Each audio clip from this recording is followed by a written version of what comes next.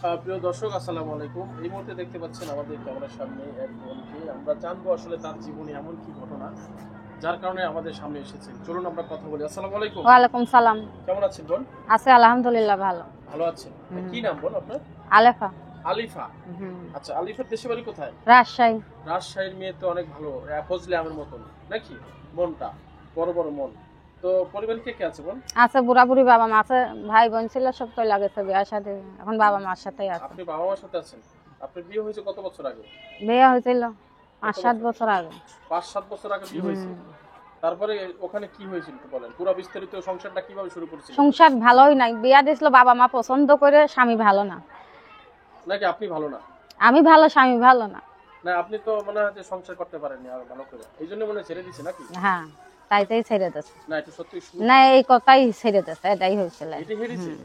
তো কি খারাপ পাইছে আপনি একটু বলেন না? হ্যাঁ, মানে খারাপটা কি পাইছে? আপনি তো অনেক সুন্দর ভালো মনের মানুষ, আমি যতটুকু জানি। কিন্তু তার ভুল ছিল না আপনার ভুল ছিল? তার ভুল ছিল।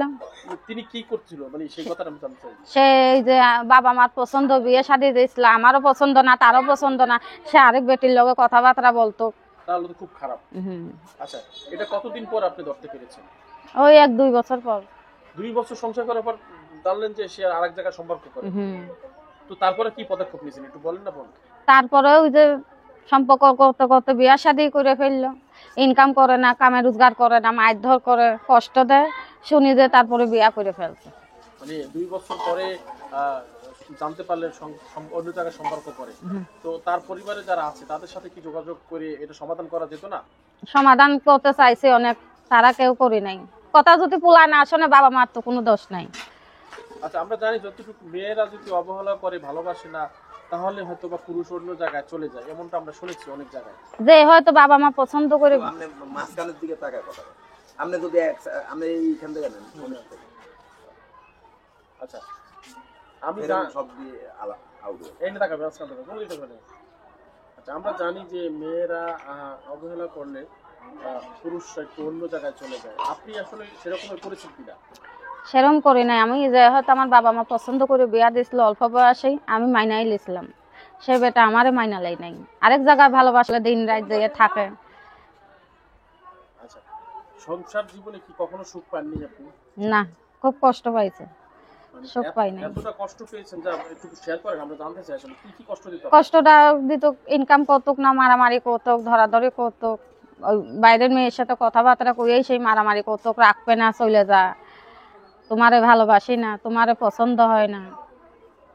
মানে প্রথম ভালো লাগছিল, 2 বছর যে বিয়ের পর সংসার করছিল, ওই এইভাবেই দিন গেছে, মারামারি ঝগড়া করে দিন গেছে। যে হয়তো কলম বাবা মা পছন্দ করে বিয়া দিয়েছে, তো কষ্ট মষ্ট করে থাকে, মেয়ে হয়ে জন্ম হয়েছে, কষ্ট দুঃখ আছেই, তো কইলাম কষ্ট দুঃখ করে থাকি, তাও যদি ভালো হয়।